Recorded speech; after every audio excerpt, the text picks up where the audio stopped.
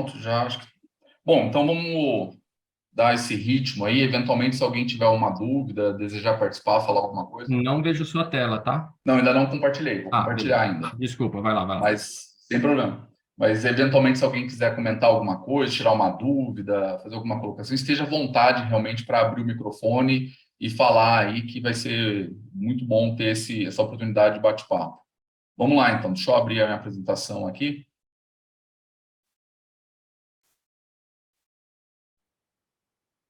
Deixa eu abrir também aqui a minha tela para ver o máximo que eu conseguir. Ótimo. Vamos lá. Então, eu fiquei encarregado aí de tratar sobre os aspectos técnicos do selo, né? O que a gente vai analisar. Todos já estão vendo minha tela, né? Já apareceu para vocês, né? Ótimo, legal. Analisar um pouquinho esses aspectos técnicos. Primeiro ponto, eu dei uma invertida na ordem aqui da ementa da nossa apresentação, para começar expondo um pouquinho sobre como realizar essa análise técnica, né? Como é que a gente pode fazer esse levantamento dos aspectos técnicos dos selos, né? E o que a gente usualmente utiliza na filatelia para analisar os selos postais é o microscópio óptico, né?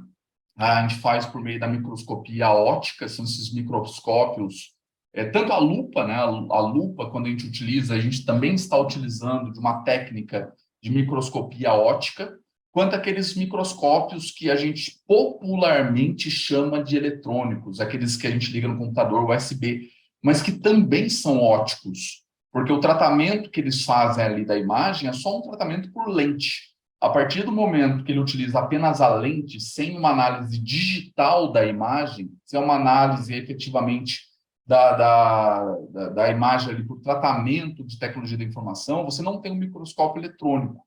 O microscópio eletrônico é algo extremamente caro, e as universidades, inclusive, que têm microscópio eletrônico, têm fila para a utilização desse microscópio, é algo difícil de ser utilizado.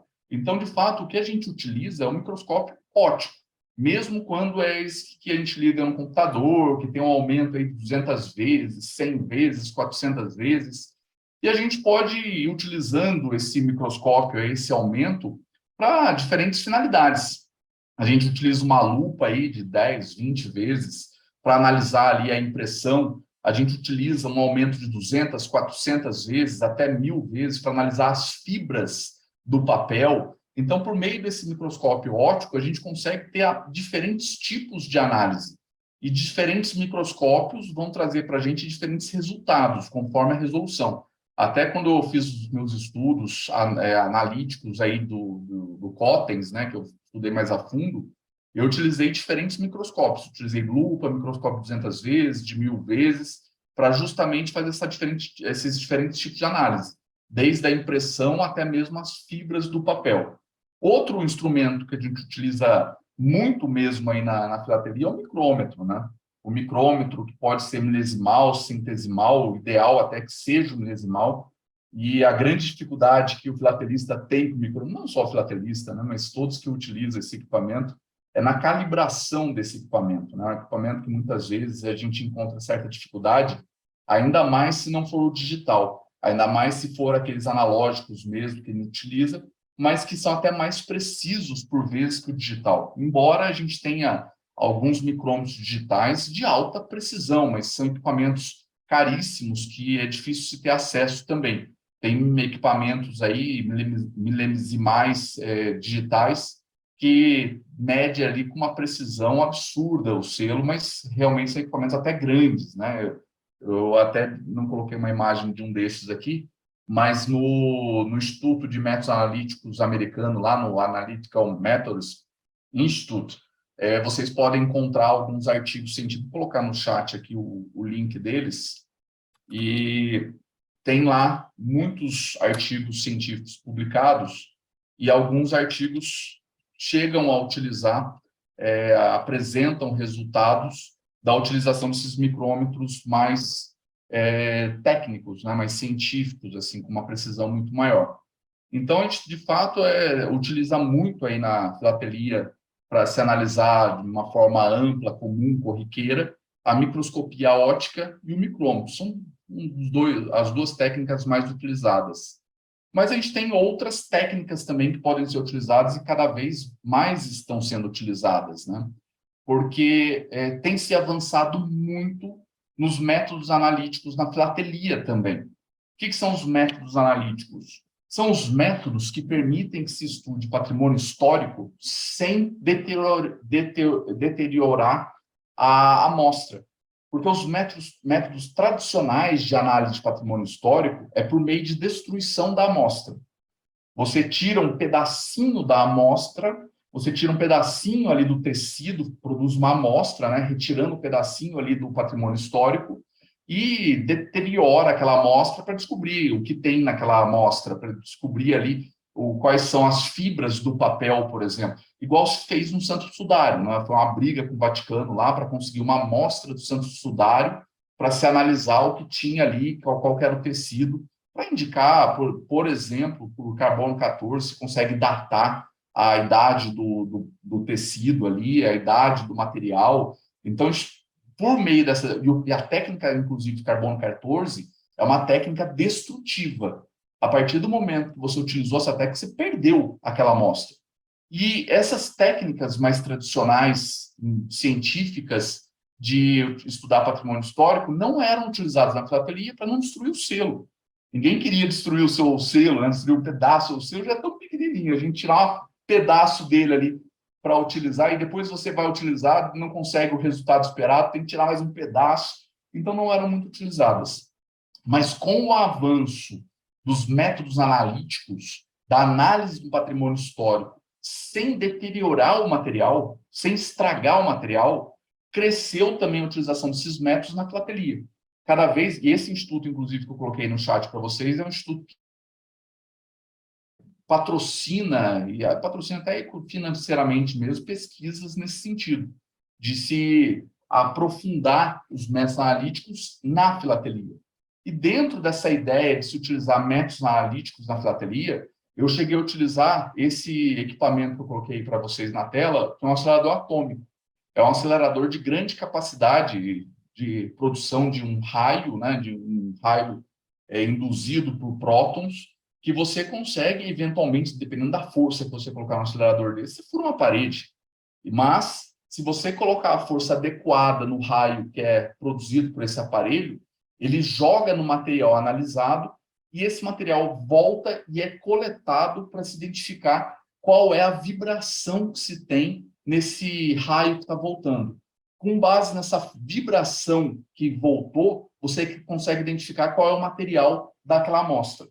Só que você tem que calibrar adequadamente esse equipamento. E a gente fez isso, né, para analisar selos. Foi um estudo até bem robusto para a gente conseguir descobrir qual era a energia que a gente poderia utilizar nesse equipamento para que não furasse o papel e para que não estragasse o selo, né? A gente utilizou a mais baixa energia que foi possível nesse equipamento.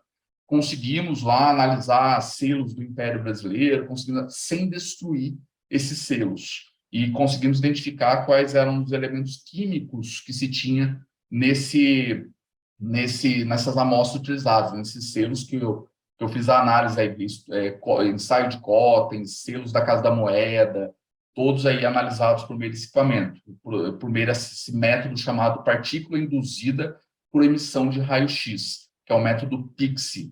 Nesse método PIXI, o que a gente faz é isso, irradiar um próton que bate na amostra e produz uma irradiação similar a um raio-x que vibra na frequência daquele elemento químico.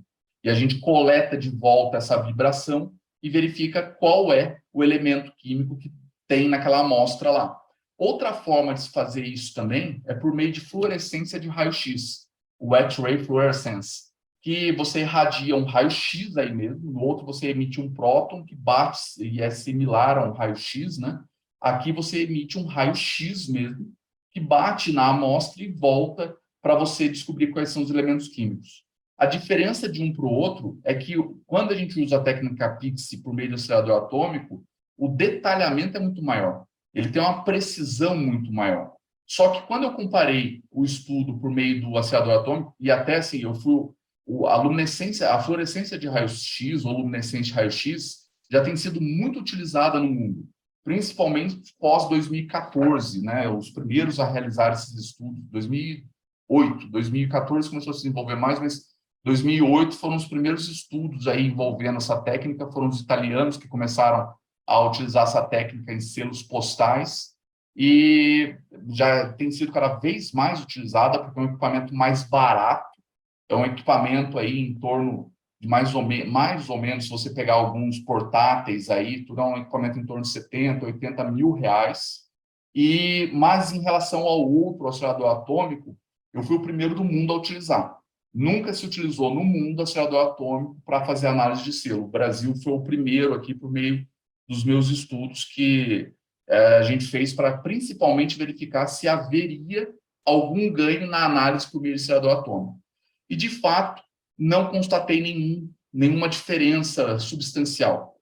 Os mesmos elementos que a gente encontrava por meio do acelerador atômico, que é esse primeiro gráfico que a gente tem aqui, eu também consegui encontrar por meio da luminescência de raio-x, por meio do segundo equipamento. Os gráficos são diferentes. Os gráficos, a luminescência de raio-x, ela produz dois gráficos, um de alta intensidade e um de baixa intensidade. Mas quando a gente une os gráficos da luminescência de raio-x, o que a gente tem é basicamente a mesma coisa que a gente tem no acelerador atômico. Com pouquinhas alterações, com um detalhamento um pouco maior, mas, de todo modo, a gente consegue chegar nos mesmos elementos químicos. E por que a gente quer chegar aqui nos elementos químicos que a gente tem no selo postal? Porque, com base nos elementos químicos que a gente tem no selo postal, a gente consegue identificar o tipo de papel utilizado, a gente consegue utilizar o tipo de tinta utilizada, e identificando tipo de papel, tipo de tinta, qual foi a tinta efetivamente utilizada, a gente consegue rastrear a origem do selo. Por exemplo, a gente, quando identifica titânio num selo, um selo do Império com titânio, o que isso nos diz? É um selo falso. O titânio só foi utilizado em pigmentação após a década de 20. O titânio antes não era utilizado como pigmentação. Então, se você encontra um selo do Império, e eu cheguei a encontrar nos meus estudos um selo, porque eu fiz também análise de falsos do Império, comprei propositadamente diversos selos falsos, e quando a gente analisava selos do Império, falsificados do Império, a gente encontrava falsificações modernas, falsificações antigas, falsificações de época. E como é que a gente conseguia diferenciar se era uma falsificação de época, uma falsificação antiga, mas já posterior ao uso daquele selo, ou uma falsificação contemporânea? Pela tinta utilizada, pelo pigmento utilizado.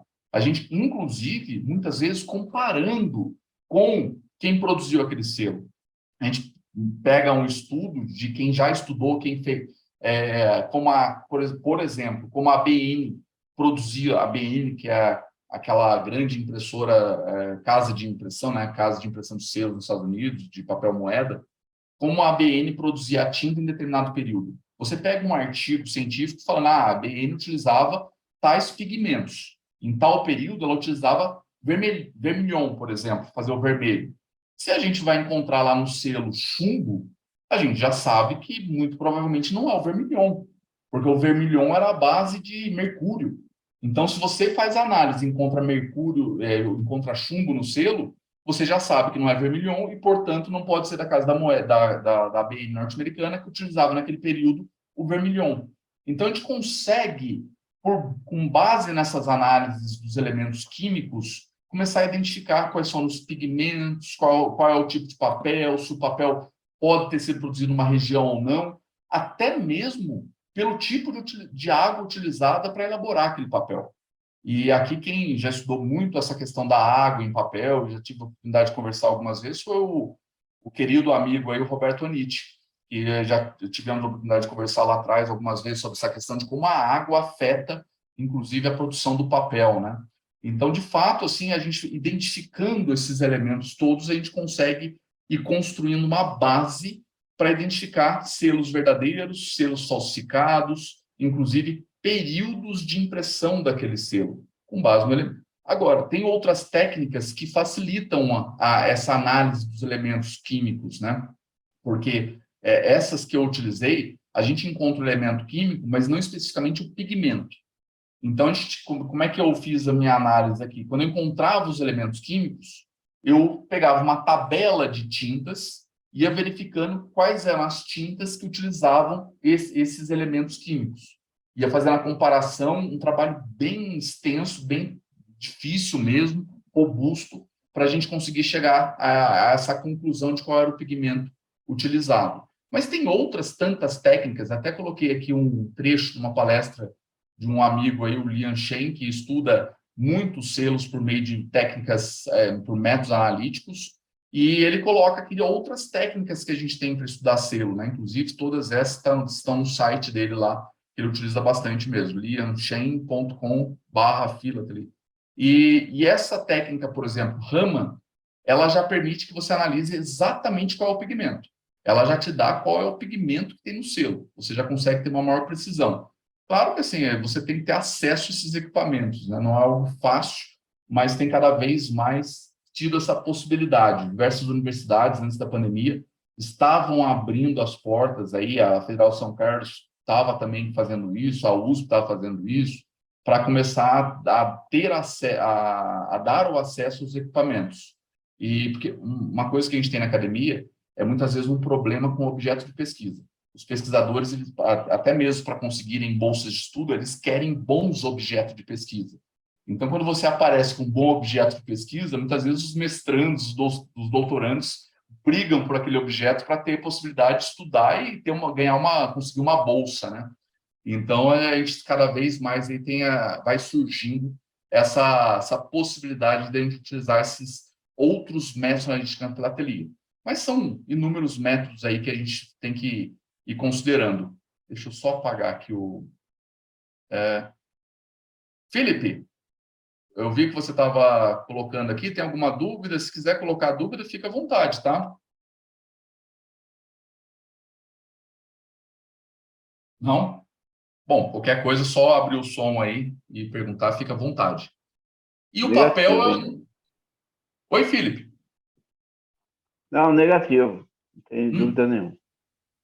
Tranquilo, qualquer coisa aí, só me falar. E um dos primeiros aspectos aí que a gente costuma analisar quando a gente pega um selo, né, é o papel. Qual é o papel desse selo, né? Os selos podem ser feitos aí com diferentes tipos de papel.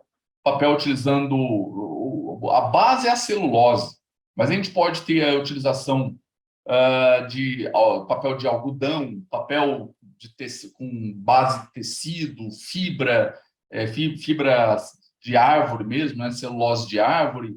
E essa diferente origem do material que compõe o papel traz diferentes espessuras de fibra, diferentes tamanhos de fibra, diferentes características de fibra, que também nos permite criar uma base de análise de falsificações, uma base de análise se aquele selo foi ou não produzido em determinada época, com base no papel. E quando a gente vai analisar o papel, a gente tem alguns elementos aí que são os primordiais para serem analisados. Primeira coisa, qual a composição daquele papel? Primeiro elemento, vamos pegar um selo. Vamos analisar um papel de um selo. Qual é a composição daquele papel? Segundo ponto a ser analisado, qual a aparência? É um papel amarelado, brilhante? É um papel azulado? É azulado porque ele foi feito com pigmento ou porque ele foi contaminado pelo azul da goma, pelo azul da tinta da frente, que acabou por transparecer na parte posterior dele, na parte de trás dele, e a gente acha que é um papel azulado? Então, a aparência também importa. Muitas vezes pode-se ter o pigmento tanto no próprio papel, quanto outras vezes por contaminação daquele papel, o papel brilhoso, né? Até eu coloquei aqui para vocês uma imagem de um Cottens, esse último aqui, é um papel de um selo, de um ensaio de Cottens específico, né? Não é aquele tradicional, aquele grandão que a gente tem. Mas nesse daqui a gente vê esse papel brilhoso que caracteriza especificamente esse daqui. Outro ponto a se analisar também no papel é a cor. Qual a cor do papel? Amarelado, branco? Isso daí vai indicar, inclusive, se o papel foi branqueado artificialmente, se não foi, e vai nos trazer também essas informações para determinar a origem. Espessura do papel, peso do papel, tudo isso aqui interfere na análise do papel. Então, composição, aparência, cor espessura, o peso daquele papel. Composição, a gente pode analisar aí por meio de microscópio. A microscopia óptica nos permite analisar essa composição. Daí que a gente pega o microscópio mais forte, né, que aumenta 200 vezes, aumenta 400 vezes, e com base nesse aumento, a gente consegue identificar a espessura, como nas imagens colocadas aqui na tela, né? A gente consegue identificar a espessura da fibra, o tamanho da fibra, e com base nisso a gente consegue investigar qual é o tipo de papel. Se é um linter que utiliza algodão, se não é, porque a gente pode pegar, inclusive, em associações que trabalham aí, estudam os papéis, as especificações desses papéis e comparando o que a gente encontrou nos selos. Qual é o tipo de espessura que eu encontrei no selo? Qual é a espessura que eu encontrei naquele selo? Qual é a fibra correspondente? E a gente vai fazendo essa comparação por meio de microscopia óptica. A aparência, com uma lupa, a olho nu, a gente já consegue verificar essa aparência. A cor, a olho nu, eventualmente, com estudos analíticos também, a gente consegue aqui ir determinando essa cor. Por que eu digo determinando? Porque, às vezes, essa cor pode ser uma contaminação. Um papel amarelado pode ser poeira. E quando a gente vai para aqueles estudos analíticos que identificam elementos químicos no selo, a gente pode encontrar a sílica, por exemplo. A sílica é a areia, é o pó. Daí a gente já começa a identificar que aquele amarelado vem de contaminação.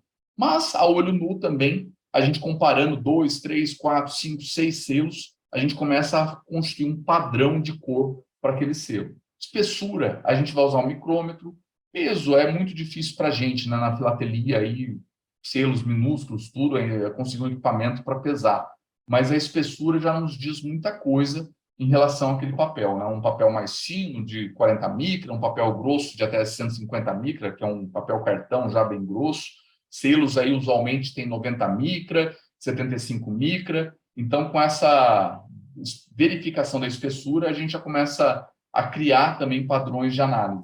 Eventualmente, se a espessura é muito diferente do que a gente usualmente encontra, pode ser um selo falsificado ou pode ser uma variedade. Pode ser um selo diferente que a gente encontrou. A Casa da Moeda do Brasil, por exemplo, ela tem inúmeras, no começo da produção do selo aqui no Brasil, né, da Casa da Moeda, ela tem uma inúmera quantidade de espessuras de papel. A American Banknote, a ABN nos Estados Unidos, costuma ter padrão, costuma ter um padrão muito grande. Por que isso? A ABN tinha um rigor técnico, tinha uma qualidade gigantesca. As tintas eram sempre com os mesmos elementos, sempre com a mesma quantidade. Os papéis eram sempre iguais. Aqui no Brasil, como é que a Casa da Moeda produzia tinta no começo, ali, 1880, 1890? Como é que se produzia tinta? Com o que se tinha. Com os elementos químicos que chegavam. Então, o sujeito ali que era responsável por mexer aquela tinta, ele ia no olho. Então, às vezes, a tinta tem um branqueador mais forte, tem um pigmento mais forte, queria no olho, para chegar no azul. Daí, a gente tem uma quantidade, ainda mais se a gente pegar aqueles selos, o vovó, netinha, tem uma quantidade de tonalidades gigantesca, porque o sujeito ia no olho ali fazendo aquela mistura de tinta. Mesma coisa em relação ao papel. Ele enfiava na prensa o papel que tinha.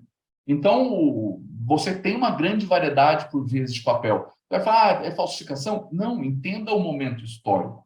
Porque aquele momento histórico da Casa da Moeda não permitia que tivesse um rigor técnico muito grande. Porque, às vezes, faltava o papel, faltava a tinta, o sujeito ia lá e fazia com o que tinha. E aqui, as imagens aí, eu estou comparando um olho de boi, que é o primeiro, né? Um olho de boi aqui com fibras de 2 a 3 milímetros de comprimento e de espessura de 12 a 38 micra de espessura. O segundo é um Dom Pedro Barba Branca, de 50 réis, que a gente tem fibras mistas aqui, diferentes tamanhos, e com espessura que vão aí de 6 a 16 micra. E o terceiro é um Inside Cottons, com fibras mistas, majoritariamente finas, de 6 micra. E a gente começa a identificar essas diferenças do papel. O que eu estava buscando aqui? Verificar se o Inside Cottons poderia ter sido produzido pela Casa da Moeda. Então, eu comparei a Casa da Moeda no começo da produção, a Casa da Moeda, o American Banknote, né, que o Dom Pedro Barba Branca, 50 réis, foi feito pela American Banknote. Estava comparando qual poderia ter sido a origem. Eu queria saber se era a Casa da Moeda, se poderia ter sido feito pelo ABN, como muitos dizem, né? E de fato não foi feito pelo ABN, para verificar se o papel era ou não era o mesmo. Claro que essa análise foi muito mais profunda, porque aqui a gente está falando de diferentes momentos históricos, né? A gente está falando desde 1800, a gente está falando de uma diferença aí de 50 anos do olho de boi para o ensaio de Cottens, passando pelo meio aí do tempo, passando por 1870 aí, analisando os Dom Pedros Barba Branca aí. Então, de fato, é uma diferença muito grande, mas que já vai nos permitindo criar uma base de análise desse papel. E aí, uma dica de cuidado na análise do papel que eu trago aqui para vocês é que a espessura pode variar conforme a quantidade de tinta que foi aplicada aí, né? Antes da gente seguir aqui, só passar a palavra para o Vence Guerra. Vence Guerra, por favor. Fernando, me desculpa, eu sei que tem bastante iniciantes que estão assistindo e eu não sou iniciante, eu tenho 40 anos de filatelia e eu não sei o que é um ensaio de Cottens. Por favor. Um ensaio de Cottens. Vamos lá. De Cottens, o ensaio de Cottens que assim, a base do meu estudo foi o ensaio de Cottens. O que eu principalmente estudo é o ensaio de Cottens.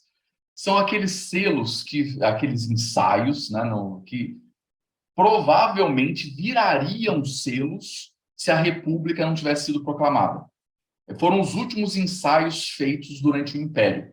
Que se tem uma grande dúvida aí sobre a origem desses Cottens, né? Deixa eu pegar até a imagem de um deles aqui, que muito provavelmente já vão se lembrar dos Cottens. Deixa eu pegar aqui uma imagem. Mas, assim, eu só estou utilizando o Cottens mesmo como plano de fundo para a gente trazer essa análise do papel, das cores, análise desses detalhes aí. Não é realmente a minha intenção aqui falar sobre eles. Mas são esses daqui, esses que eu coloquei na tela. Esses são os ensaios de Cottens. Foram os últimos. E se tem uma grande dúvida sobre a origem, né? Mas eu utilizei esses ensaios de Cottens para fazer para aproveitar, para criar uma base de análise para os selos brasileiros. Porque como não se tinha nenhuma base de análise para se dizer se os Cottens foram produzidos pela Casa da Moeda, pela American Banknote, na França, como muitas vezes se diz, eu precisava criar essa base antes de analisar os ensaios de Cottens. Porque quando eu comecei a estudar os ensaios de Cottens, não adiantaria nada eu produzir toda uma informação falando o que tem nesse papel, o que tem nessa tinta. Eu poderia falar, olha, essa tinta tem tais elementos, essa tinta tem tais pigmentos, esse papel é tal forma. Como é que eu saberia se é brasileiro, se não é brasileiro, se a gente não tem essa base de análise dos selos brasileiros? E aí foi quando eu dei um passo para trás e comecei a analisar os selos brasileiros. Daí eu analisei os selos do Império, criei uma base de amostra muito grande, analisei os olhos de boi, os inclinados, os olhos de gato, os Dom Pedros, fui analisando para criar uma base de amostra de papel, de tinta, analisando os pigmentos, analisando as espessuras, para que depois eu pudesse comparar com os ensaios de Cottens e dizer se de fato eles teriam sido produzidos pelo Brasil ou não. Tudo bem? Beleza. Qualquer coisa é só falar. Obrigado. Que isso. Mas, de fato, assim, foi só para um plano de... aqui eu estou utilizando o Cottens como um plano de fundo. Mais uma vez, né, até nas figuras aí, nas fotos que eu coloquei aí, se apresenta um ensaio de Cottens de 9, né, aquele bloquinho de Cottens, mas foi interessante essa análise porque a gente verificou uma diferença de espessura no selo, bem grande até, em razão da quantidade de tinta. Quando eu medi a parte superior desse bloco, eu achei, medindo na parte da tinta mesmo, né, ali do selo, eu achei 110 micra de espessura. Quando eu medi a parte inferior, eu achei 90 micra de espessura. E daí, quando eu fui para análise científica, ali por meio da fluorescência de raio-x, eu verifiquei que na parte de cima, que é essa linha amarela, a gente tinha muito mais elementos, uma quantidade muito maior de elementos químicos. Na parte inferior, que é a linha preta, a gente tinha uma quantidade menor. Então, na parte superior tem muito mais elemento químico do que na parte inferior. A parte superior é mais grossa que a parte inferior. O que significa isso? Depositaram mais tinta na parte superior do que na parte inferior. Qual que é o processo de impressão que se pode ter essa diferença? Muitas vezes o talho doce.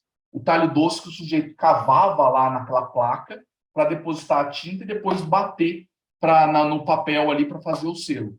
Então, quando ele fazia esse sulco na placa, muitas vezes ele cavava mais do que na outra parte. Isso interfere, portanto, na espessura ali do papel com a tinta. Por isso que se diz, né, que você tem que medir na margem. Meça sempre na margem o selo, porque vai ter diferença conforme a tinta ali. Então, vai sempre na margem. O difícil é que é selo que não tem margem, né? A gente fica meio ali, mas meça em diferentes pontos, meça em 2, 3, 4 pontos ali, para ir verificando se realmente tem uma diferença, se não tem.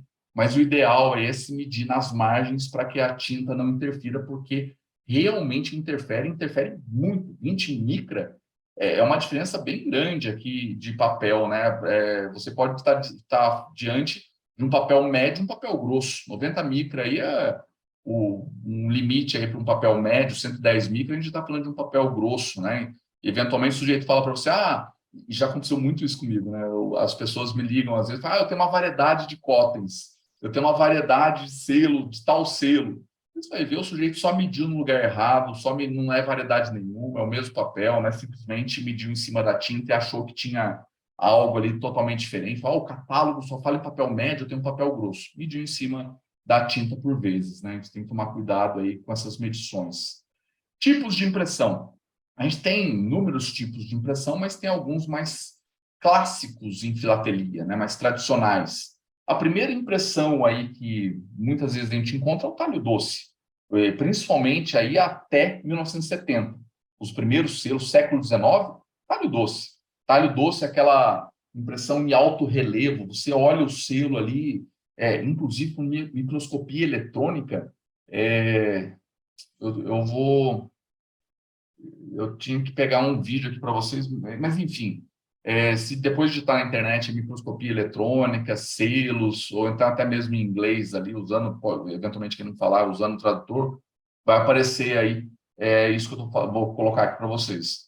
Quando você usa microscopia eletrônica para verificar ali a tinta do selo, você forma uma imagem, parece uma imagem de topografia de terreno, de tamanha diferença em razão da tinta, em razão desses sulcos. Parece topografia. Parece que você pegou um terreno assim, extremamente acidentado, com colinas, tudo, e essa é a imagem que a microscopia eletrônica, a microscopia te fornece quando você analisa essa tinta, essa impressão que é feita no selo. É muito diferente mesmo. Com base, inclusive, nos sulcos que se formam, você consegue ir verificando se são selos verdadeiros ou falsos.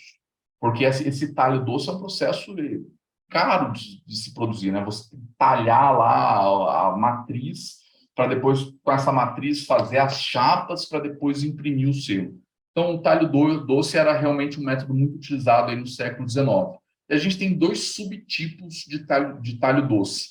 O primeiro, o entalho em linha. Os sulcos são feitos à mão, numa placa, e depois a matriz faz chapas de impressão para se imprimir o selo. A gente faz aquela Master Die Proof, aquela primeira placa, grava nela, essa placa faz uma placa com 50 selos, por exemplo, com 100 imagens de selos. Dessa placa grande, que foi originada ali aquela Master Die Proof, é que vai, de fato, imprimir os selos. E essas placas aí, elas se desgastavam, né? Elas rachavam, eventualmente, daí a gente tem aqueles selos aí com especificações aí conforme a chapa ia rachando, ia formando imagens diferentes nas impressões. Essas placas se gastavam, né? Iam sendo utilizadas e iam se perdendo, mas a Master Die Proof, aquela primeira feita, era guardada. Eu tenho uma aqui, deixa eu só um minutinho, só que eu pego uma aqui.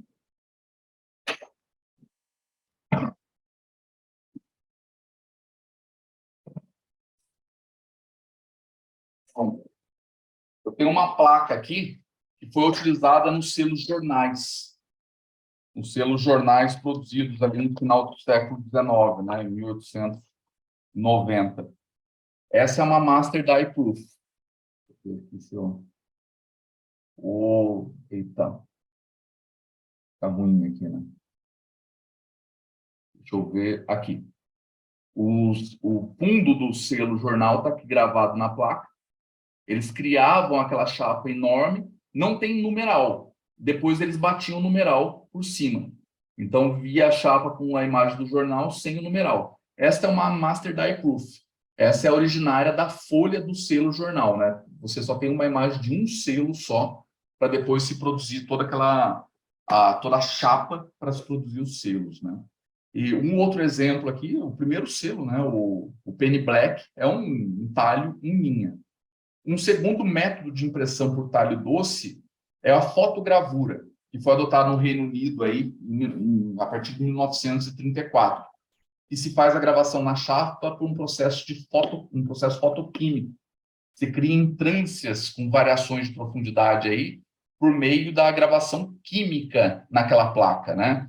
Esse tipo de criação de placa, ele deixa uma aparência granulada quando se analisa ali no microscópio óptico, quando se tem um aumento da imagem, se tem uma aparência granulada nessa impressão.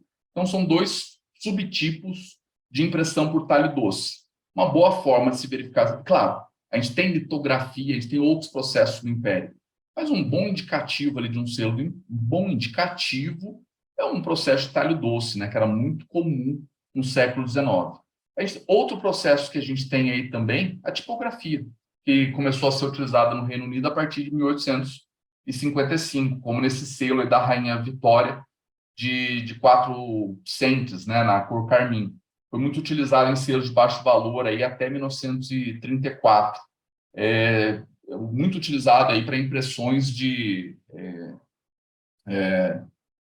grande quantidade, né? Essa é a questão da tipografia.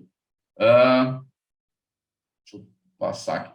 Outro método que a gente tem aí são os planogramas. A tipografia, ela também utiliza alto relevo. Ela também utiliza aqui na verdade, aqui o talho doce, ele utiliza o sulco, né?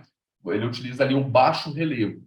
E aqui, na tipografia, a gente vai utilizar o alto relevo nessa impressão. Então, esses dois processos, a gente utiliza esses sulcos, a gente tem essa diferença de relevo no selo, porque eles utilizam de sulcos para depósito da tinta, para bater no selo e fazer a imagem. Outro processo que a gente tem, o terceiro aqui, que é um processo muito clássico também, é o planográfico. Se utiliza aí uma pedra ou uma placa de metal plana, sem o alto ou baixo relevo, não tem aqui nenhum relevo na placa, é a placa só, em que se aplica tinta onde se deve imprimir e água onde não se deve imprimir. Como a tinta ali, ela é oleosa, ela não se mistura com a água, você consegue ter a diferença da imagem por meio desse processo de tinta e água, de óleo e água. E aí a imagem é plana. É uma imagem aí que não tem esses sulcos que a gente encontra no talho doce, que a gente encontra ali, eventualmente, aqui na tipografia, né? A matriz aqui é pressionada contra o papel e você tem essa imagem mais plana, como nesse selo da Guiana, da Guiana Britânica, de 1852, né? Um selo que ele é muito, nem aparenta uma imagem aqui nem aparenta essa imagem mais ranhurada, né? Uma imagem muito mais lisa aqui nesse selo, quando a gente pega esse selo da Guiana aqui. A gente tem 3 tipos de processo planográfico para se produzir aqui, para se imprimir selos. O primeiro tipo é a litografia, que é utilizada em 1850, um selo mais liso. Segundo, offset, impressão indireta, em que se utiliza uma borracha para transferir a tinta dessa placa, dessa pedra, para o selo. Então, a placa bate numa borracha e a borracha que vai transferir para o selo. É um processo que se chama de offset, por ser uma impressão indireta, né, de alta qualidade e comum em grandes tiragens. E o último, fotolitografia, que se usa a luz para transferir esse desenho para o selo. nos selos mais tradicionais, selos mais antigos, o que a gente vai encontrar, de fato, é a litografia. Então, quando a gente não encontra, de fato, lá o talho doce, é a litografia que a gente vai encontrar em selos mais antigos. E o último processo aqui, rotogravura, né? Matriz em cilindro de cobre, com imagem gravada em baixo relevo. Também temos baixo relevo aí. A diferença é que se usa um cilindro de cobre para se produzir. E aqui, só comparando um talho doce com uma litografia. Não sei se dá para ter essa noção aqui por essas imagens, mas no talho doce aqui, a gente realmente tem uma diferença de altura, né? Se eu posso dizer assim, uma diferença aqui no local que tem a tinta para o local que não tem a tinta. A gente tem uma imagem realmente aqui em alto relevo aqui sendo produzida. Litografia não. Litografia, essas ranhuras que a gente tem são fibras do papel. A litografia, ela produz uma imagem praticamente aqui uniforme, enquanto o talho doce, a gente só tem a imagem onde foi riscado, né? Onde foi realmente cortado, né? A litografia faz parte desse planográfico, né? Desse processo de se imprimir por meio de uma chapa em que se tem tinta e água ali formando aquela imagem, né? Tudo bem até aqui? Tudo certo? Outro ponto também extremamente relevante que a gente analisa é a denteação, né? Denteação é diferentes formas de se separar o selo. É para isso que efetivamente serve a denteação, para separar selo. É um processo aí que vai facilitar a forma de se cortar os selos. Porque no começo, lá na época dos olhos de boi, né? Como esse bloco de olho de boi aqui, não se tinha uma facilitação do corte de selo. Eram selos não denteados. Como é que se cortava? Na tesoura. Se ia lá com a tesoura e cortava, né? E aí onde o sujeito colocava a tesoura é que definia o tamanho da margem desse selo, se ele tinha uma margem maior, menor, pegando aqui eventualmente uma folha de canto, pegando a margem de um outro selo, pegando aqui um espaço maior, dependia realmente de onde ele cortava esse selo. Depois, para se facilitar esse corte, começar a se orientar o destaque desses selos da folha, começou a se marcar os cantinhos com prensa. Começou a se pressionar aí esses cantos para que a pessoa tivesse facilidade de destacar o selo da folha. E aí começou a se utilizar o método Percé. O método Percé é que você tem uma margem lisa, mas já tem aqui uma pressão para facilitar o local do corte. É igual quando a gente dobra uma folha, passa a língua no canto, né? Faz aquela marca para depois só destacar. Esse é o método Percé, né? Fica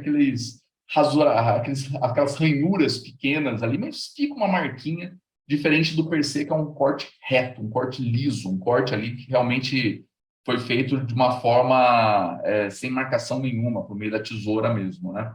E depois a gente começou a ter, de fato, uma forma mais orientada de se realizar essa marcação, que foi por meio do picote, né? Começou a se picotar aí. No picote, a gente tem diferentes formas de picote conforme a prensa picotava, né? A prensa tinha lá os dentes para realizar esse picote. A gente pode ter diferentes variações aí de picote conforme a prensa fazia, né? E às vezes até esse picote feito de uma forma manual, né? Como aconteceu lá nos olhos de gato denteado, né?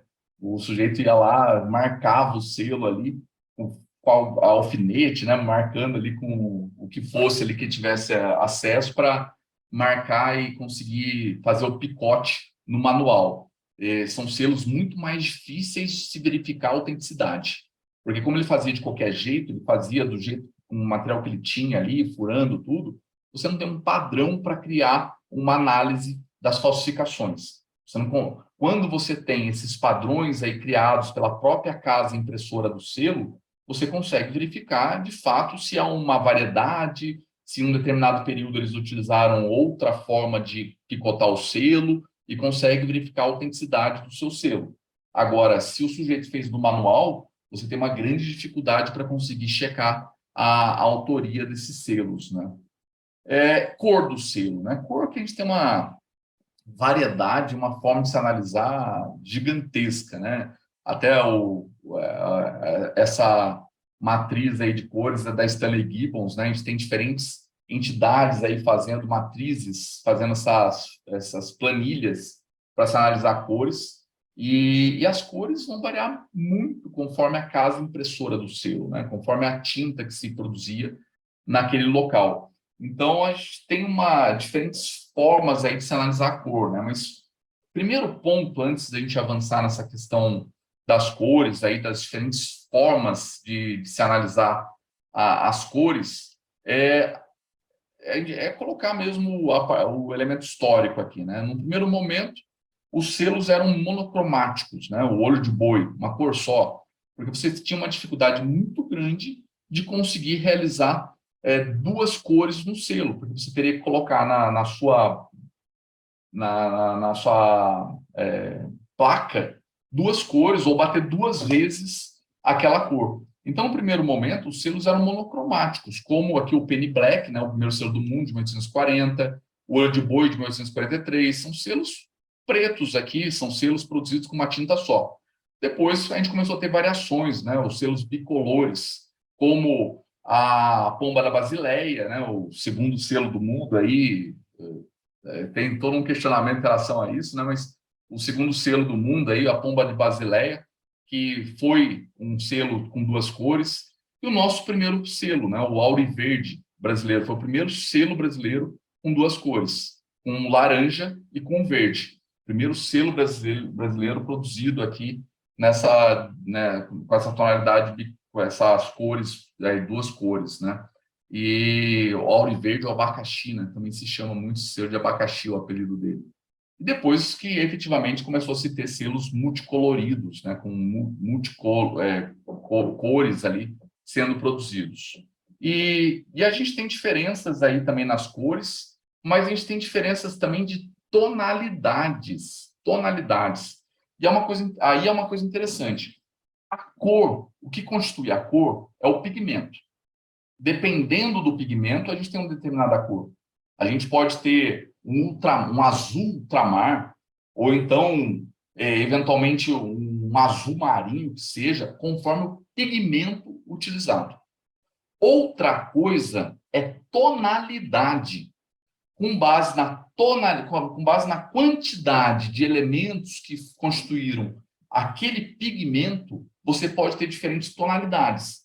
A tonalidade, inclusive, pode ser dada pelo desgaste do selo ao longo do tempo, ou então pela exposição do selo à luz. Você expõe a tinta à luz, essa tinta desgasta naturalmente. Então, se você colocar um selo exposto ao sol, esse selo vai desbotar.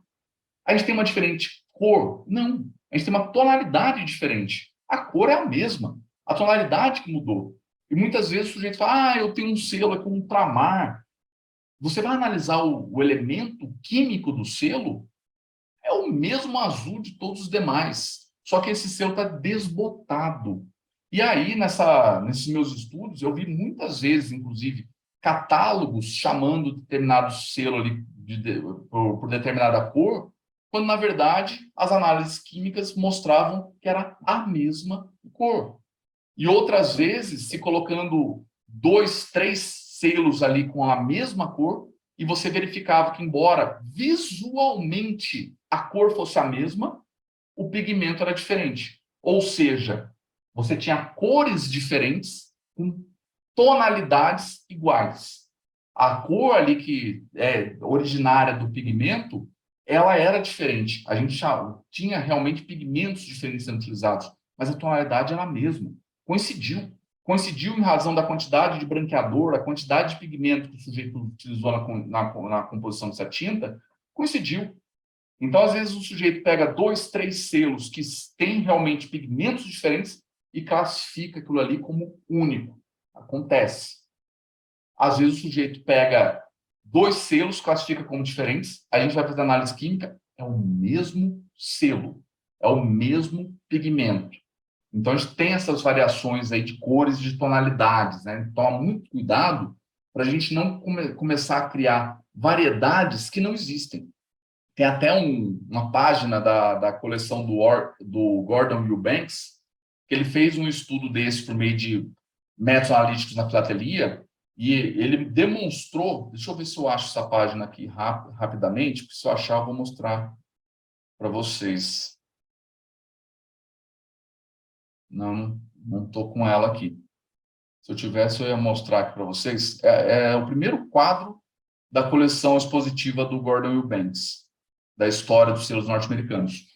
Ele fez um degradê com os selos, que vai desde o marrom clarinho até o quase preto, e ele provou, por meio dos mensagens na filatelia, que era o mesmo selo, era o mesmo pigmento. E as pessoas, até aquele momento, chamavam esse selo aí conforme a tonalidade, em inglês o pessoal fala shades, eram diferentes selos, classificados de diferentes formas. A gente tem aqui a shade tal, a shade mais escura, a shade... e classificava por tonalidades aquele selo. E ele foi lá, fez o estudo e mostrou que era o mesmo pigmento, que era o mesmo selo, e você ali só tinha diferença de tonalidade. Diferença, muitas vezes, produzida pelo sol, né? Produzida pelo desgaste natural do selo ao longo do tempo. E a gente, na análise das cores, dos pigmentos dos selos, né, a gente encontra, por vezes, aí algumas diferenças interessantes, né, como essa daqui que eu encontrei. Analisando aqui um Dom Pedro Barba Preta de 1866 e um Dom Pedro Barba Branca de 1876, a gente tem o mesmo vermelho, mas a gente, o Roberto Anitti colocou aqui no chat, isso acontece com a série Bisneta. Exatamente, a série Bisneta é uma loucura em relação a shades, né, Anitti? É uma doideira. Na verdade, você tem ali, às vezes, diferença de pigmento, porque a Casa Moeda misturava tudo que tinha, mas, às vezes, diferente de tonalidade. O sujeito simplesmente tem o mesmo composto químico, só que teve um desgaste ali natural, teve uma diferença eventualmente ali na composição do pigmento. Tem inúmeras diferenças aí que devem ser consideradas e, por vezes, descartadas, né? Porque a gente fica considerando muito essas diferenças aí como variedades e muitas vezes não são. Aqui está um exemplo interessante nessa tela, nesse slide. 2 selos aparentemente com o mesmo pigmento, com a mesma cor. Você pega e fala assim, é a mesma cor. Por aqui eu estou colocando muito mais como um pigmento, não como tonalidade, né? Porque eu estou fazendo essa diferenciação de cor-tonalidade. Eventualmente, se você não fizer essa diferenciação, encarar a cor como tonalidade, esse meu ponto de partida aqui fica de difícil entendimento. Mas cor aqui eu estou colocando mais como pigmento e a tonalidade, as shades, como essa diferença aí visual dos selos, né? Aqui a gente não tem shade nenhuma, a gente não tem tonalidade nenhuma, mesmo selo. A gente tem cores diferentes, a gente tem pigmentos diferentes. Por quê? Esse selo Barba Preta de 1866, ele tem na sua composição o mercúrio. O mercúrio está na sua composição aqui é o elemento tradicional do vermilion, do pigmento vermilion. Já no selo de 1876, o vermelho não é constituído por mercúrio. O vermelho é constituído por chumbo. A gente já percebe essa diferença. Nessa linha preta aqui, a gente tem o selo Barba Branca, né? Na linha preta, a gente já vê que o que altera aqui é o aumento do chumbo. Esses pontos aqui é o chumbo, esse ponto aqui é o mercúrio. Então, a gente teve um aumento do chumbo. Como aumentou o chumbo, a gente já sabe que é um outro pigmento, não é mais o vermilion. A gente tem aqui, visualmente, a mesma tonalidade, mas os pigmentos modificaram completamente. A gente tem 2 selos aqui que têm tintas diferentes na sua composição. Mas são análises que a gente pode ir fazendo e estudando, mas principalmente para evitar criar diferenças que são, por vezes, irrelevantes na análise dos selos, né? Aqui, diferenças interessantes também. Aqui eu utilizei como modelo os cotens, né? O cotens aqui carmim, um vermelho mais forte, diferenças muitas vezes aqui no roxo, diferenças aqui no sépia, né? O sépia aqui está diferente um pouquinho também. E, de fato, a gente percebe que é muito mais uma diferença de tonalidade do que propriamente de pigmento. A gente pode falar que todos eles aqui têm o mesmo pigmento na sua composição, só diferenciou mesmo na tonalidade desse selo. Goma. Em relação à goma, né, a gente tem a goma sendo utilizada para resolver um problema prático. Como é que a gente ia colocar os selos nas cartas, né? Como é que a gente aderia os selos nas cartas? Hoje é tranquilo, porque qualquer agência que a gente entra, a gente tem lá a goma, né, a cola para utilizar. Mas a dificuldade que se tinha antigamente, principalmente no século XIX, é como é que a gente vai garantir que todo lugar que chegar uma agência postal, o sujeito vai conseguir a goma para colar o selo. Nem todo lugar o sujeito teria condições de conseguir essa goma. Então, a ideia de você gomar o selo era dar acesso a todas as localidades a uma forma de colar o selo na carta. Os primeiros selos ali tinham a goma aplicada com pincéis, essa goma secava e essa goma era ativada com água, né? Na hora que se utilizava água ou cuspe, né? Lambia o selo lá, ativava essa goma e você conseguia, de fato, colar esse selo na carta. A base da goma pode ser aí uma base natural, de planta ou animal, né? Constituindo aí a substância dextrina, ou uma base sintética nessa goma. Um elemento interessante para a gente analisar é a cor da goma. De branco a amarelo, passando por amarronzada, por vezes aquela goma azulada. Azulada também é interessante para se analisar uma eventual utilização daquele selo, né? Um selo com goma azul.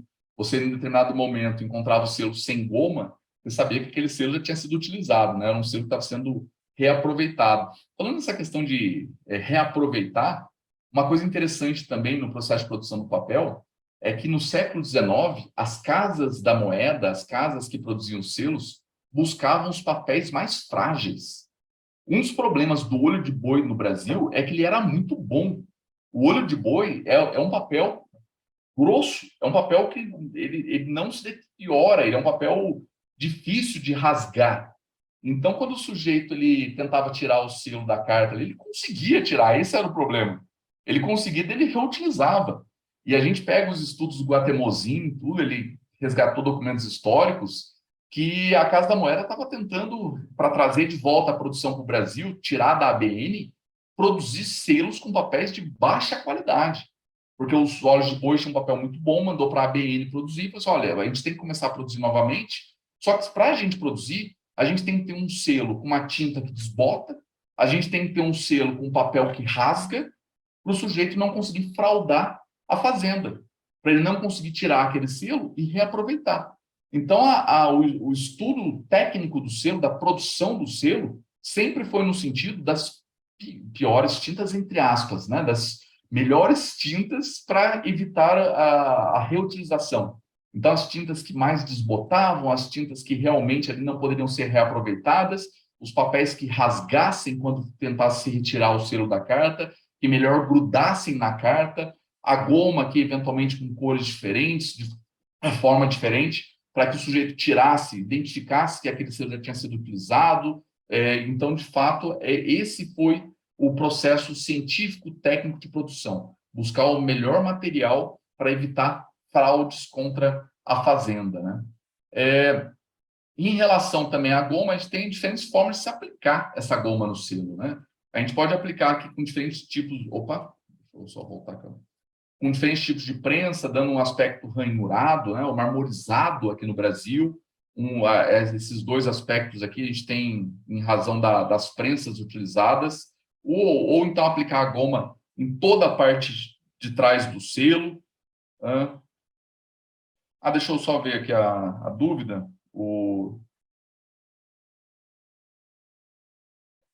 Tenho sim, está publicado. Publiquei um livro. O César Paulo falou assim, ao invés de ter piorado o selo, deviam ter investido numa melhor tinta do carimbo, né? Daí realmente ia bater no selo, não ia ter como lavar. É que assim, o processo de lavagem química do selo é um processo que dificilmente a tinta resiste, né? Você consegue descobrir elementos para desgastar aquela tinta, por melhor que seja a tinta, tem muitos processos para...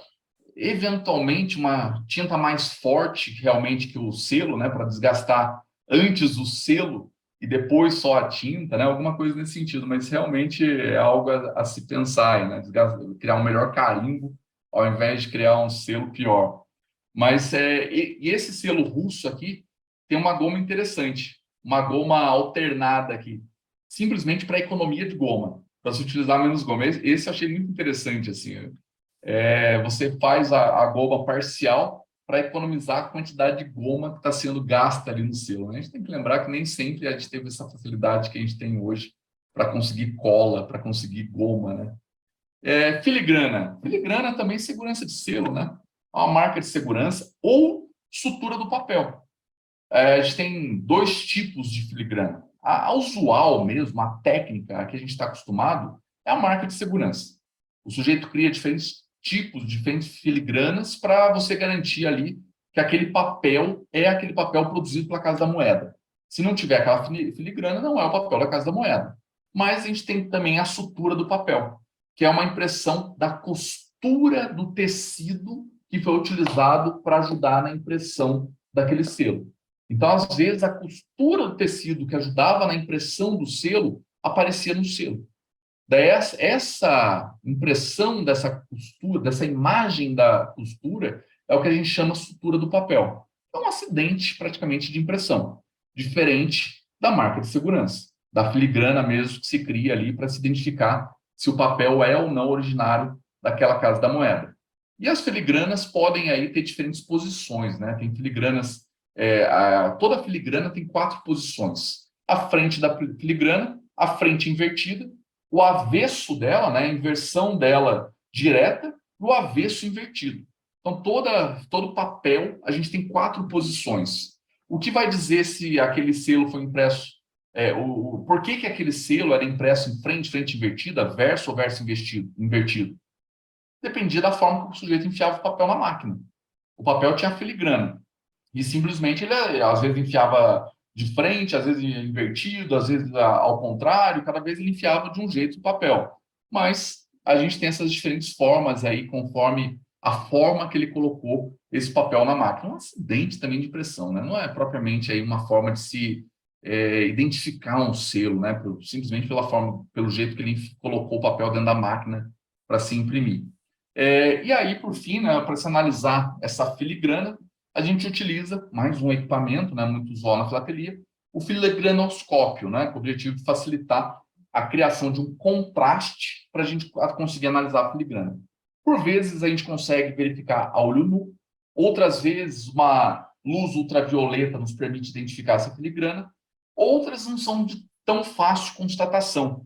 Quando essas filigranas não são tão fáceis de ser identificadas, a gente coloca num recipiente preto, né, numa vasilhinha preta ali com benzina retificada, que facilita muito mais a exposição dessa filigrana com base nessa benzina retificada ou álcool puro, né? Mas geralmente se usa essa benzina retificada. Tudo bem até aqui? Tudo certo? Dúvidas? Passei um pouquinho do tempo, mas quis trazer um pouco mais de conteúdo. Tudo certo? Alguma dúvida? Não? É isso, pessoal. Boa, obrigado. É isso. Gente, alguém tem alguma Eu que agradeço a dúvida? participação. Fernando, Gerson, tudo bem? Boa noite. Grande Gerson, boa noite, tudo jóia com Tudo você? bem, meu amigo? Tudo jóia. Antes eu peço desculpa, o local que eu estou aqui, meu sinal está bem ruim, mas eu vou tentar aqui fazer uma pergunta. Antes de mais nada, parabéns pela apresentação. Eu fiquei bastante curioso, né, na sua pesquisa, principalmente dos cóteis com relação ao papel cartão, tá? Nessa sua análise, né, dos tipos, né, de papel, por acaso você conseguiu distinguir em relação à composição desse tipo de papel, em relação ao teor, né, vamos dizer assim, a grosso modo, o papel cartão ele tem basicamente 2 situações, né? Ele pode ser composto por 100% de aparas, ou ele pode conter, 100% de celulose, ou ele pode conter aparas também na composição dele, né? Nessa sua pesquisa, você conseguiu identificar alguma coisa nesse sentido, Fernando? Consegui com base no tamanho e na espessura das fibras, Gerson. Certo, certo. Então foi possível fazer essa distinção nessa sua análise. Foi, mas não uma distinção que eu pude utilizar para analisar os cótens. Porque os cótens, como eles eram ensaios, realmente não foram utilizados, tem uma variedade muito grande de papel. Você não tem um padrão específico em cótens, e eu não consigo nem dizer se quem estava utilizando determinado papel realmente teria utilizado o mesmo papel nos ensaios. Porque ele pode ter utilizado, assim, como é ensaio, eu vou utilizar um papel mais grosso para mostrar o selo para as autoridades públicas, ou utilizar um outro papel. Então, essa análise do papel não foi uma análise efetiva para o meu estudo. Só que eu não quis perder a oportunidade de criar um padrão de análise para os selos brasileiros do século XIX. Então, eu analisei os papéis dos selos brasileiros, fiz um estudo de espessura, um estudo de composição, fiz essa análise. Foi uma análise extremamente interessante, que precisa de muito mais desenvolvimento, porque esse estudo ele só vai parar mesmo quando você parar de encontrar variações, né? Porque o tamanho da amostra tem que ser um tamanho que te impeça de encontrar novas variedades, novas variações. E eu não consegui chegar ainda nesse ponto, mas já criei um início de análise desse papel do século XIX. Até eu conseguir uma amostra do papel que eu quero utilizar, porque a dificuldade também é saber exatamente qual que era a base do papel da Casa da Moeda. E aí eu recentemente consegui com o Marco Chucide uma amostra do papel que era utilizado pela Casa da Moeda ali em torno de 1880. Agora, o que eu tenho que fazer? Eu tenho que verificar o que tem nessa amostra para criar um padrão de análise para os selos da Casa da Moeda mais consistente. Eu, de fato, consegui o papel que a Casa da Moeda utilizava nesse período. O leque é muito amplo, né, Fernando? É muito amplo mesmo. Mas excelente. Parabéns aí, viu, pela apresentação. Eu que agradeço. E agregou muito aí as suas informações. Um grande abraço, viu? Eu que agradeço. Valeu, Gerson. O Antônio colocou aqui, obrigado, Antônio, pelos cumprimentos. Terá feito alguma aula prática mostrando como fazer esse processo com as filigranas? Rogério, acho que a gente poderia até colocar algum conteúdo desse, né? Ou incluir uma aula, ou colocar dentro de alguma das próximas palestras aí, para a gente trazer aqui um filigranoscópio, trazer aqui algum selo efetivamente ali com a marca d'água, para a gente mostrar aqui, né? Mostrar ao vivo mesmo. Eu acho que é uma boa. Acho que a semana que vem vai ser iniciação com o Igor e o Takata, né? Salvo engano, na outra semana, o Sérgio e o Maurício vão falar dos acessórios, e aí nós podemos pedir uma demonstração ao vivo. Acho que é uma coisa interessante. Legal. Acho que você passo para o próximo, conseguir a benzina retificada. Essa benzina retificada não é tão simples assim. O querido amigo Romeu pedindo a palavra. Meu amigo Romeu, pode falar, fica à vontade. Boa noite, parabéns, Fernando, pela magnífica aula. Eu gostaria de ter uma ideia dos tipos de impressão. Tem uns que são mais difíceis, outros mais fáceis de serem obtidos. No caso de quando se vê, por exemplo, um selo, se ele é falsificado ou não, quais os tipos de impressão que são mais difíceis de serem falsificados? Os de alto e baixo relevo, porque o processo de produção é caro. Então, o sujeito, para que ele falsifique um selo de alto relevo, baixo relevo, como o talho doce, ele tem que ter uma vantagem econômica muito grande. Se ele não tiver essa vantagem econômica, e até uma coisa interessante, a quantidade de cótens, aproveitar que eu já falei do cótens, né? A quantidade de cótens é algo que surpreende muita gente. Fala assim, nossa, mas quanto ensaio que se tem, né? A quantidade de ensaio, poxa, só eu tenho uns 300 ensaios de cótens. Você vai, como é que um ensaio tem tanta coisa assim? O que acontece? Esse processo de produção de talho doce era muito caro. O sujeito gastava com as placas, com as chapas. Daí o que ele fazia? Quando ele não conseguia vender para a autoridade postal do país, o que ele fazia? Ou ele imprimia uma quantidade muito maior e vendia para filatelistas, para conseguir pagar o custo de produção dele, ou ele imprimia mais e utilizava esses selos de amostras para outras autoridades postais de outros países. O famoso cacheiro viajante. Hoje é fácil, né? A gente fala, vamos ver um selo, mas antigamente era cacheiro viajante, né? O sujeito punha as amostras na pasta e saía pelos países oferecendo selo. E ele oferecia com base em selos que ele não tinha colocado em circulação, ensaios que ele não tinha colocado. Porque imaginem vocês, o sujeito produziu um selo para os Estados Unidos, daí ele sai com um monte de amostras daquele selo para entregar em outros países. está dando a informação até mesmo estratégica de como produzir aquele selo, está dando um selo que impacta na economia daquele país que emitiu o selo. Então, eles utilizavam de países que tinham sido extintos, eles utilizavam ensaios não emitidos e, inclusive, não de países extintos, mas de regimes alterados. Por exemplo, o ensaio de cotas. Era do Império. A partir do momento que começou a República, o imperador Dom Pedro não ia mais reclamar que alguém estava utilizando o selo dele, né? Então, daí o emissor fazia o quê? Produzia uma quantidade absurda e vendia para filatelista, saía mostrando em outros países, olha como é que eu produzo bem selo, olha como é que o meu processo é bom, para pagar as despesas que ele teve na produção desse selo.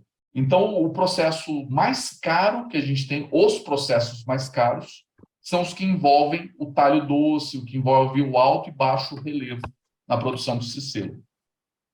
Obrigado. Fernando, Grande Basile. como é que você está? Tudo bom? Tudo jóia. Tudo bem. Fernando, só uma dúvida. Bom, vamos supor que, hipoteticamente, eu tenho um olho de boi aí com carimbo de uma cidade desconhecida, se conhece pouco aí, esse carimbo custa uma fortuna. Tá? Qual é o custo para eu fazer uma análise nesse selo para ver se ele é falso ou verdadeiro? Basile, o maior custo é na criação do padrão de análise, que é o que eu comecei fazendo, que eu tenho aqui. Porque quando você chega numa universidade, o sujeito ele vai analisar para você, ele vai dizer o que tem naquele selo. Ele vai falar, olha, você tem isso, isso e isso nesse selo. Daí você vai pagar lá R$300 na amostra, eu até tinha visto isso um pouquinho antes da pandemia, acho que, se não me engano, era a Federal de São Carlos, que estava começando a cobrar para fazer essa análise, estava cobrando R$250, R$300 na análise. Mas o que você vai fazer com essa análise? Nada. Nada. Daí o que você tem que fazer? Pegar meus estudos e começar a comparar. E começar a ampliar a base de análise para falar, olha, o que eu encontrei aqui de tinta corresponde àquele período.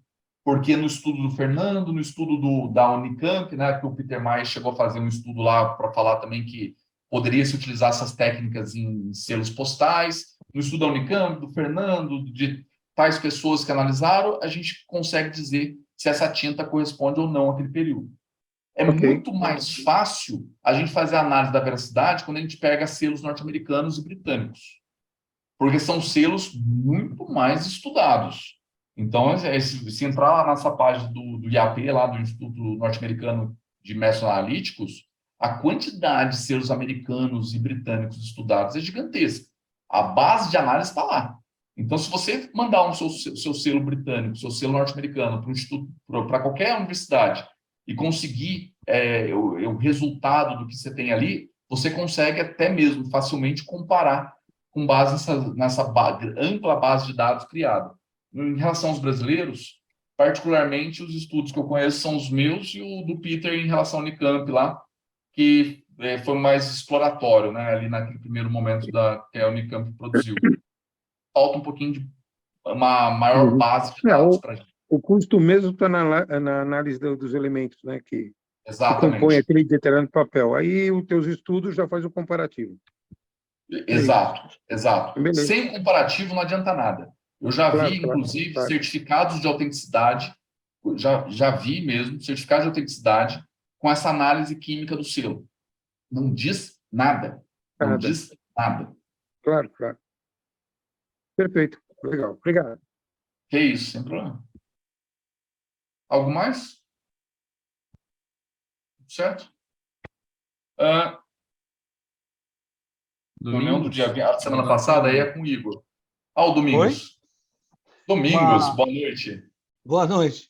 Uma observação e uma curiosidade. A observação é quanto eu tenho um estudo sobre os blocos do Brasil filigranados, e aí quanto a posições. Então, essa maneira de fazer a classificação com frente e verso, ela é meio complicada. Primeiro que a gente sempre vê a filigrana pelo verso do selo. Então, eu acho mais natural a classificação como normal, aquela que se lê direto pelo verso. Normalmente, elas são horizontais, as filigranas verticais são mais difíceis, seria um posicionamento do papel até meio incorreto. Então, a normal, a invertida, quando ela está escrita de perna para baixo, a contraposta seria do lado, digamos, da direita para a esquerda, e a contraposta invertida. Acho que essas denominações são mais... definem melhor o que você está vendo ali, né? Em termos de filigrana. E a curiosidade é o seguinte, eu fiz um curso de documentoscopia e um dos colegas trabalhava na Casa da Moeda, e falando no talho doce, né? Porque a dificuldade do talho doce. Ele disse que a pessoa que trabalhava com talho doce, eu não perguntei para ele a idade, mas não devia ser uma pessoa nova, tá? Porque é uma técnica muito antiga e é uma técnica que tem que ter muita paciência e muita técnica mesmo, né? Tem que ter uma habilidade muito grande. Ele disse que essa pessoa ela trabalhava numa sala isolada, com acesso restrito, tá? Com controle de acesso, e para se falar com ela era só com hora marcada. Por quê? Imagina o cara está fazendo aquele tracinho minúsculo e entra alguém, dá um susto nele, bota uma chapa inteira a perder, né? Perdeu. Então, assim, era uma pessoa que trabalhava absolutamente isolada e assim, para se ter o contato, é uma dificuldade. Quando eu queria saber alguma coisa do cara, tinha que marcar com ele, esperar que o cara estivesse disponível para ele trabalhar, para ver a dificuldade realmente que é esse trabalho. Até hoje, a Casa da Moeda tem alguns casos aí mais recentes, né, de usar o talho doce, né? E é muito lindo, é uma impressão que fica, é outro nível, né? Outra qualidade de impressão. Era isso. Tem alguns Parabéns, vídeos... pela palestra. Domingos. Domingos, onde está publicado o seu estudo? Chegou a publicar ou ainda não? Não, ainda não. Eu estou terminando ainda, eu estou fazendo, porque assim, eu comecei a procurar, por exemplo, tá? Eu comecei a procurar nos blocos da Feira de Nova York a assinatura na direita, que ninguém tinha. Isso há 50 anos, eu coleciono isso aí há 50 anos, tá? Depois que eu comecei a procurar, o pessoal se deu conta, e aí o preço foi lá para cima. Então, assim, eu até agora não publiquei, porque ainda estou pesquisando, tá? E tem muita coisa diferente, tem algumas coisas assim, bem raras, inclusive, de posição de filigrana. Que legal. Um ótimo estudo para a revista da Febraf, hein, Domingos? Sim, estamos aí. Não, já tem umas. Pessoal, eu vou fazer um leilão da. Igor? Oi, tio. Mas depois tem essa técnica no YouTube, né? Tem diversos vídeos no YouTube. E eu só não trouxe porque são vídeos longos pra caramba da técnica do talho doce, né? Mas é interessante porque o sujeito ele desenha na chapa, depois ele vai com um martelinho ali, esculpindo aqueles buraquinhos na lupa ali, na lente de aumento. Um trabalho delicadíssimo, né? Então, realmente, o que o Domingos falou, imagina ele tá chegando lá no final do negócio, o desenho. Tem uma habilidade manual e um conhecimento muito grande. Aí o Rogério, do jeito que ele treme, ele não ia conseguir, hein, Rogério? Imagina você ali no martelinho. Esse tremor é um problema. Mas é isso aí. Alguma outra dúvida? Tudo certo? Então é isso, pessoal. Agradeço muito pela presença de todos, pela participação. Foi um imenso prazer vir bater um papo aqui com vocês.